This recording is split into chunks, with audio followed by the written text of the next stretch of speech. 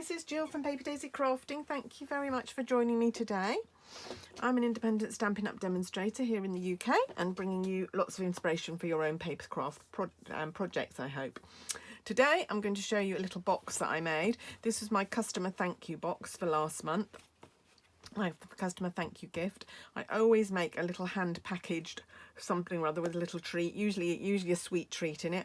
And this time, if I open one of my boxes, if I can get it open, you'll see it has got some chocolate eclairs or chocolate toffees in there for my customers. So quite sweet, and I've used the flowering tulips bundle to make this. So there's the stamp set. Got some nice sentiments here, and then there's a whole set of dies as well. And the dies look a bit complicated when you first see them. They've got these dies that are sort of in 3 pieces with score lines down. But what you actually do, there's 3 different sorts. So there's that one, and there's that one. Can you see that's slightly different? So that one bends in, that one bends, actually, does it go that way up? No, that way up, I think. Yeah, that way up. And then the one that I'm using is this one. So they're all slightly different. I'm using this one. It's just got one bend in it, so you just bend it over. And then these pieces fit inside. So there's 3 of them. I think there's 3 of those little pieces, and then there's one of these which has got like a double thing, and then you could put one of those in as well. So there's lots of variations on this set, but we're just going to use this one for today. So these boxes are made with the sweet little boxes from the mini catalogue. I think they're on page 9. Should I just check that for you? Sure, I saw they were on page 9 of the mini catalogue. Yeah, there they are, page 9, sweet little boxes, 10 boxes for £9.25. So really sweet. So if you're not really into making your own boxes, you could just buy a pack of these and then just decorate them however you think you'd like to. They're so easy to put together because they've already got the double-sided tape. So they're in here. I haven't got many left now. I've used 2 packets of these, making all these customer thank yous. So I've got 2 more left of that packet. So not many. So I'm just going to make this one up today to show you how I did it. So now the first thing I'm going to do is I'm going to burnish all the folds on here. So like I said, there's just 2 strips of double-sided tape, which that's all you need to hold this box together. And they're quite a nice size, these boxes. You could fit jewellery in them. Obviously sweets. I'm just trying to think what else you might fit in them. Maybe some a little packet of bath salts or something like that. So quite a nice size. I always default to sweets, I'm afraid, and we usually default to sweets. There we go. So just burnish all the score lines so that you can fold it easier. But we're not going to do that first. We're not going to stick it first. We're going to decorate it first. So I'm going to take a piece of my Flowering Fields paper. This measures 3 1/4 deep, and I'm then going to grab my trimmer hiding behind here, and I'm going to cut 2 pieces at 2 1/4 inches. I do tend to use inches for 3D projects. I have no idea why I use inches for 3D and metric for cards, but there you go. Such is life. There we go. So 2 little bits at 2 1/4, and then we need 2 1/2 inch strips. So it's easier to do it on this side of the trimmer, like so. And like so. So those are the 4 pieces we need to decorate our box. So I'm going to take my box.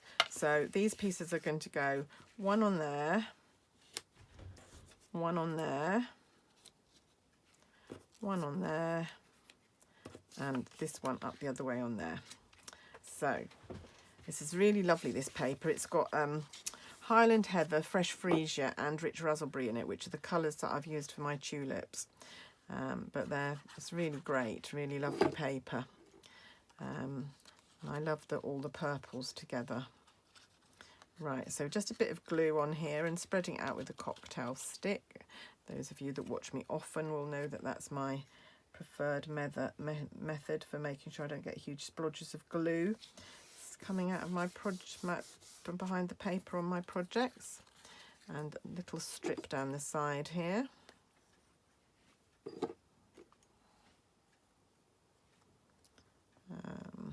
I'm sure you're all aware by now, but I just have my Tombow in a jar with a little bit of damp cotton wool in the bottom. That means the tip never dries out, and it's always there. The glue is always there right at the tip waiting for me to use. So it's really convenient. The trouble is I've just dampened that, just saying that I've just dampened that sponge and it's a little bit too damp. So you can see it sucked a little bit water into the tip. So you just need to squirt that out and then you're back to fine. It only happens when you just refresh the cotton wool, and I'd just done that before I came on camera. So I wanted to make sure it was nice and moist. There we go. And then turn this one round. Like I said, you don't want to get this. So if you've got directional paper, you want to make sure that you've got it the right way up. And that's all it takes to decorate your box with DSP. I did make some little Valentine ones of these with these boxes, so you could look back through my videos and have a look at that as well. I cased the catalogue for those ones. This one was inspired from a pin I saw on Pinterest, but I couldn't find any contact details of the lady who'd made it. There we go. Right, so what we can do now is we can peel off the double-sided tape, like so.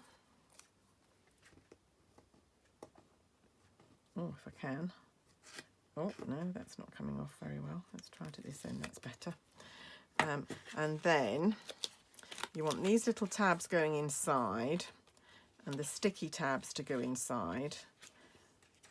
And then turn it over, and it does make life so easy when you've got everything. It's got all the scoring and all the gluing done for you. You can just glue it together like that. And then this just tucks in like so. And you've got a beautiful box. Lovely. Right, now to make my little tag topper that I put on there, I started out with a label cut from the Tasteful label set. This is a lovely set of labels, all sorts of different sizes, and very, very useful for lots of things. Sort of one of those staples of your stash. And I've used that one. It's got some nice stitching around it, so I like that detail as well. They've nearly all got, they've either got stitching or lines, or a sort of a zigzaggy thing around that one. Yeah, they're really lovely. So that's going to be my base.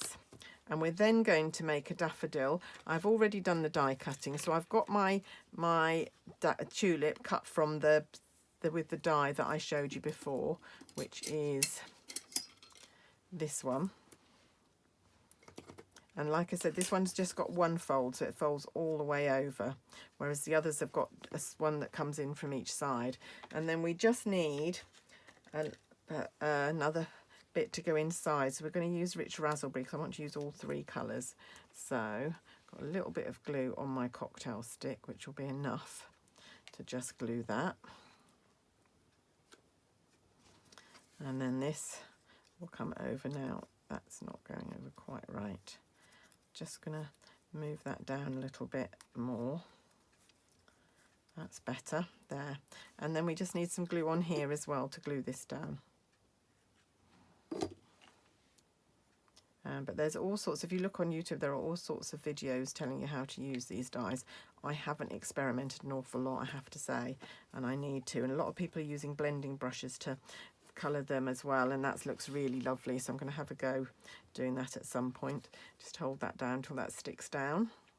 And then we're going to need the stem and the leaf, which again I've already done. This is the stem cut with this die. It's a long, thin, curved one. And then the leaf I have cut with that one, but I had already stamped. This is soft succulent cardstock, and I'd already stamped it in soft succulent.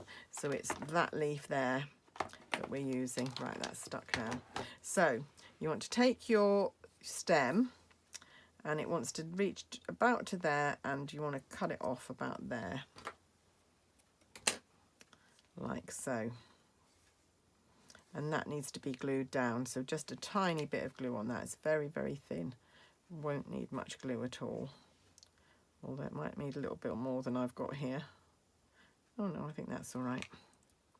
Try and keep it quite central, so your tulip is going to be fairly central, like so.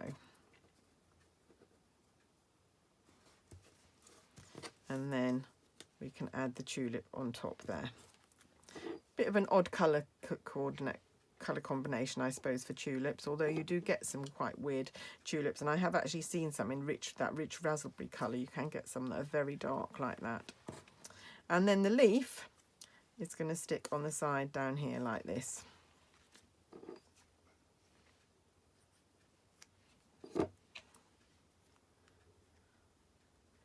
Like so.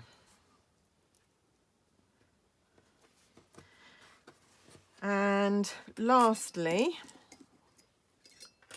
oh no, not quite lastly. Right, we need the greeting. The greeting is from Sweet Strawberry, just for you, that little one. And I've already stamped it in rich raspberry onto a piece of Highland Heather card. And I have to admit, I'm using a retired punch here. It's a 1-inch punch. I'm so sad that Stampin' Up have retired all of these because they are so useful. But you might have a die in your collection that you could use, or you could just punch it out using whatever you've got. And that's going to go, well, I'm going to leave that for a sec.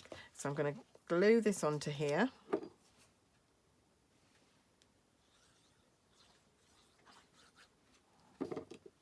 Like so. It's just a tad too big for the box, but it's fine. It fits quite nicely. Overlaps a little bit, like so. And then just for you,